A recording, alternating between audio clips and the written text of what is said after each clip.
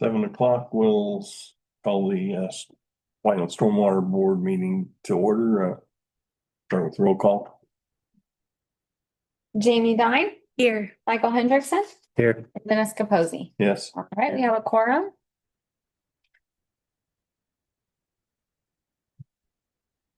It's from the November 12th meeting. Questions, corrections, additions? No, I will entertain a motion for approval. Make a motion to approve them. I'll second it. Motion by Jamie, second by Mike for the approval of the minutes. Vote by roll call. Jamie Dine. Yes. Michael Hendrickson. Yes. And Dennis Capozzi. Yes. All right, pass 3-0. Voucher packet 121025.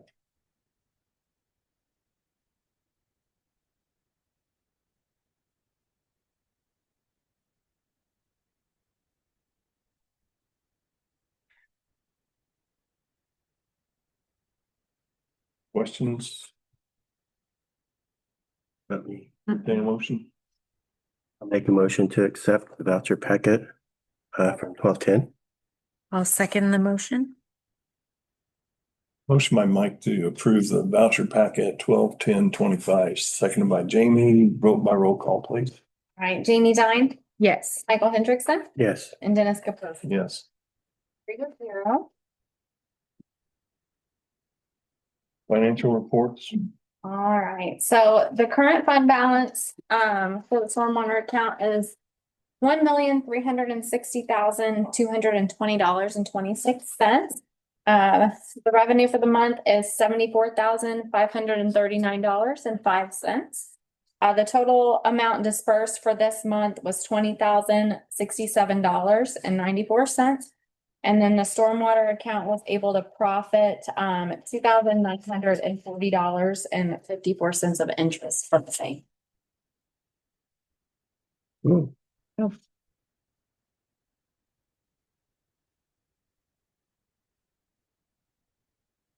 Thank you, Michaela. Mm-hmm. Old business, 2026 stormwater utility budget. Before we jump into the budget, I wanted to share last month, we did not have the pretty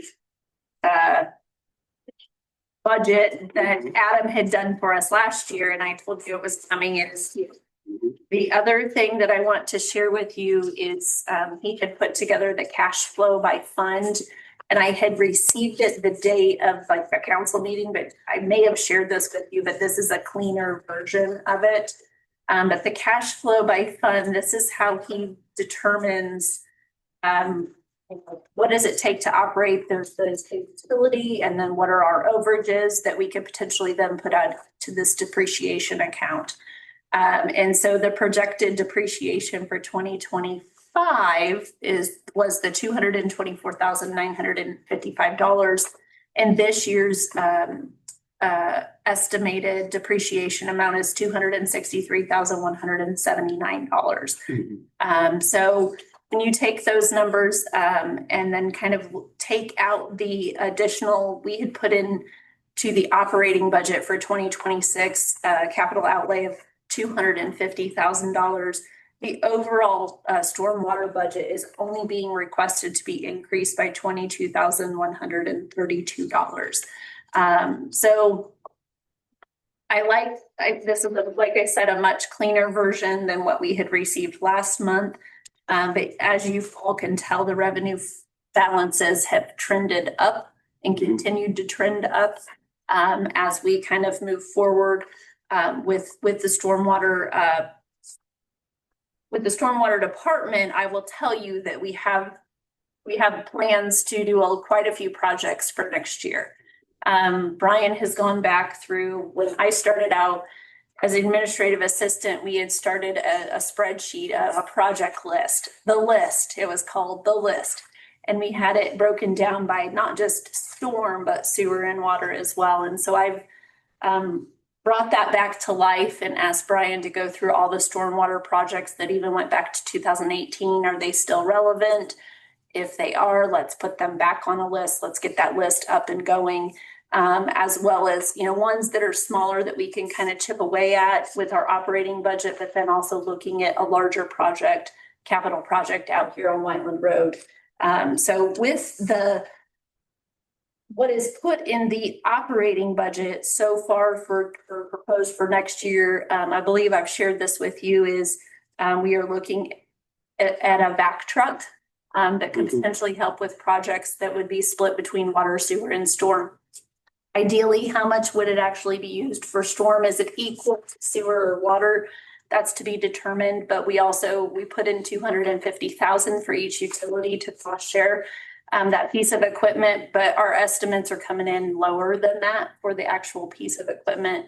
We're in the process of determining, do we need a combo truck, or could we do just with the hydrovac? We're in discussions with IDEM. A council member brought up the concern of contamination if we do sewer and water within that. So we've been running that up the food chain with IDEM on the section chiefs on water and sewer, and where is that there's issues with cross contamination and such. So once we kind of get that final answer, which we're almost there, we will be sitting with the superintendents and saying, okay, what can we get? But like I said, even the combo truck was less than 750, but I wanted to be a little generous on that just in case we came up with something else or they needed extra attachments or something. So with that, I'll answer any questions you all have on the budget itself. Again, the overall budget does go up a bit, but it is not significantly higher than the previous year. So with the exception of that 250 for the capital.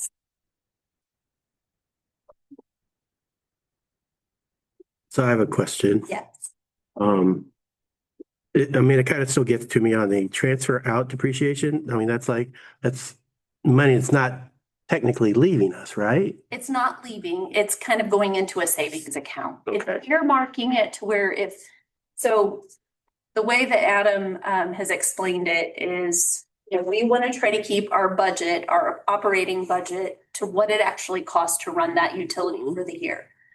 Any overages, we'd like to kind of set that back, earmark it, where if we have something that comes up, we can either pay cash for it, or we can on a year-to-year basis, or we can accumulate that and be able to pay cash for a larger project or invest, use it towards a bond or something of that nature. So it's still going to draw interest like what our normal operating balances are, but it's kind of taking it out of the operating. It also helps. Well, the more we can put the money to use, because if we continue to show significant profits and we're not putting them to action, that will make a lot of, taxpayers or utility customers will start asking, well, what are you doing with the money? Sure. And so we'd like to kind of set it aside just so it doesn't get, spent. Okay. So does every utility do that? Yeah. So Okay.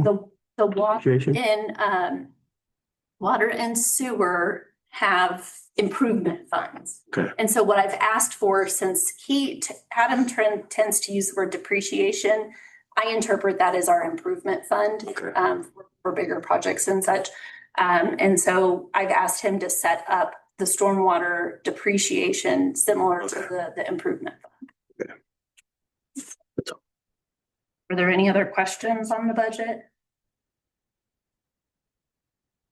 Okay, well, if there are no questions, I would ask for you all to vote to adopt.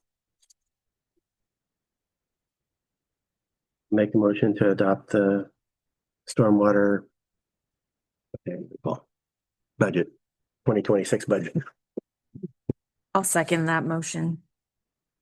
Motion by Mike, second by Jamie to adopt the 2026 stormwater budget.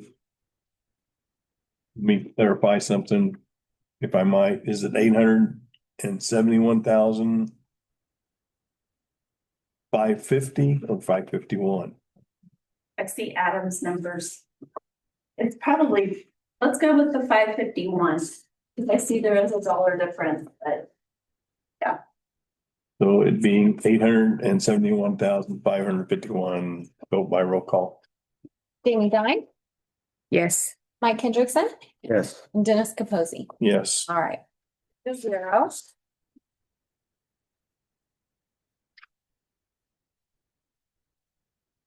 Next item on the agenda is new business. I don't see anything. Does anyone have any new business? Mm-mm. Stormwater coordinator. Your MS4 coordinator, excuse me. I have 3 updates for the month. First one is all these sites visiting and inspecting. I'm having, I would say like MS4 issues with Culvers and Allure a lot. So Allure is on their 3rd offense violation. So if they don't get it done at my time frame, or the time frame given for our ordinance, then they will be on the 3rd offense. They're dealing with trash and mud on the road. And it's just a continuing factor. And then also like the dumpsters are overflowing. So I'm always having to tell them to get a new dumpster in the facility. So that's a lure. I'm dealing with Culvers. They've had a couple issues over by the Culvers on 31. Silt fencing, that's one issue. Last 2 weeks ago, it was like a contractor drove off the temporary stone and into the grass area and it's creating mud everywhere. So I had to get on about that. So those two I've been really working closely with those two contractors to get them up to speed on how our MS4 stormwater ordinance works.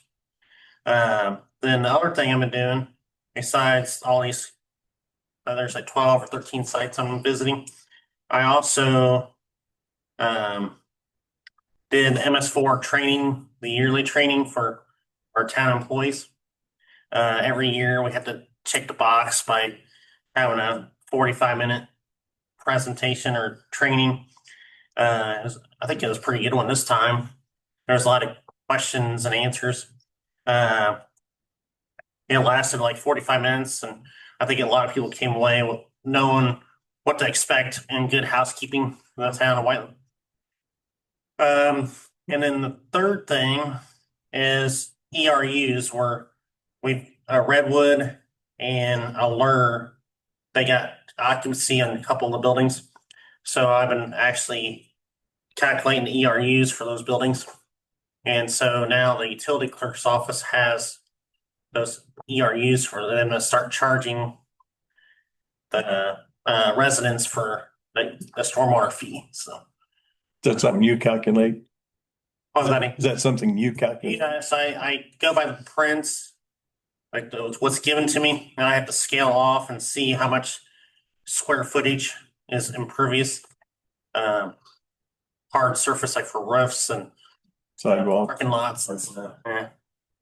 So that's how I calculated the ERUs.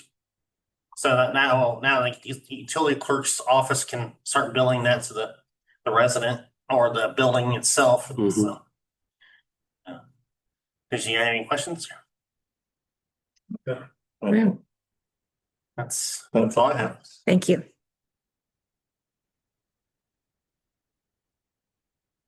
Town manager report. Just to keep you posted, so obviously you all know Dennis's last meeting is today. So first of all, just want to say thank you for all of your time you've committed to this board. 2019, he came on the board, because he came back to the town part-time after being town manager for so many years, and then, was here as a part-time employee. And then as soon as he was done part-time, we brought him on this board because, we just couldn't get enough of you and you couldn't get enough of us. So just want to say thank you for everything you've done for the town and for the stormwater board. We still might be calling you for, where's this random valve or something like that. But then as far as his replacement, so we had to cancel last night's town council meeting due to lack of quorum. I do have an interested individual that is interested in stormwater board. She lives over in the Saddlebrook Farms neighborhood, so it would be a newer resident.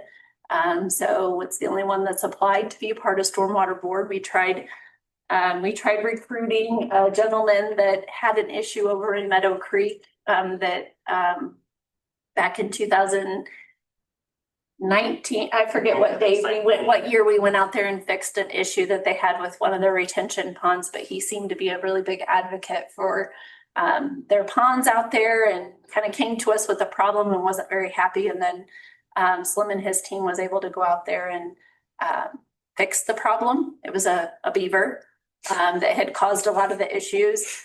So they went out there and fixed the problem, and then he was just very supportive of it. So tried recruiting him to join the stormwater board, but he's involved in some other things, and so it just didn't work out. So we do have somebody that that person would be appointed after the council meeting, or it's a council president appointment, so they could be appointed anytime, but we'll have to reorganize in January, and we'll have a lot of learning to do when it comes to getting a new person involved in this board. So I again just wanted to say thank you to Dennis for everything you've done, and appreciate it, and Sure.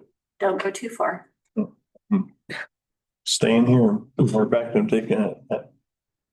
Who was it? You What? about, no, Michaela's talking about snow coming in Friday, Mm-hmm. and I've got a major appliance that's coming in that we're supposed to be doing, so it's a generator. I'm getting a whole house generator, Yeah. and I doubt that'll happen, so yes, I'm gonna be here. Cool. All right. Thank you. Anybody else? Have any questions Oh, for me? Thank you. Thanks. Steven? I don't have anything. Nope, I'm clear. With that, I will adjourn the meeting at 7:18. Yeah. Thanks, Dennis. You